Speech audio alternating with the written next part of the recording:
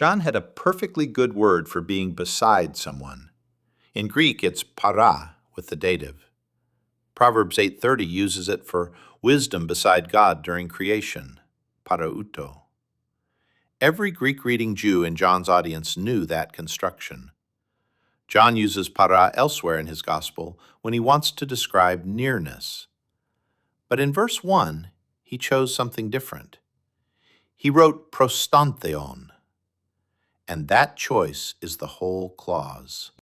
Abbott's Johannine Grammar, section 2363, identifies what John did.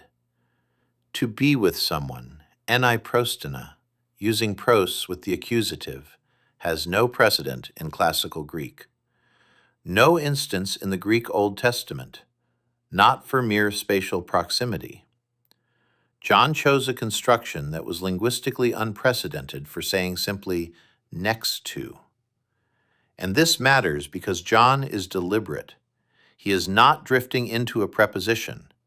He is reaching for one that has never been used this way, because he needs to say something that has never been said this way. The Word was not beside God. The Word was in active, personal communion with God. Harris names the force precisely. Anipros means to be in active communion with, not spatial juxtaposition, active personal communion.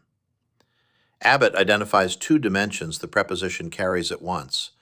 The first is communicative, in converse with, the Word in active dialogue with the Father. The second is devotional, having regard to, the Word eternally oriented toward the Father, the way the incarnate Son does nothing except what he sees the Father doing. Carson makes the decisive observation. In the New Testament, pros means with only when a person is with a person. The preposition itself already tells you the Word is a person. McHugh names what seals it. Pros ton Theon, at the opening of the prologue, corresponds to eston ko pontu patritros at its close, in the bosom of the Father, verse 18. The bosom is not a location. It is the image of the deepest possible personal intimacy. The same claim brackets the prologue. Verse 1, the Word in active communion with the Father. Verse 18, the Word in the bosom of the Father. The relational force is identical. The Word exists in the eternal intimacy of the Father's own life.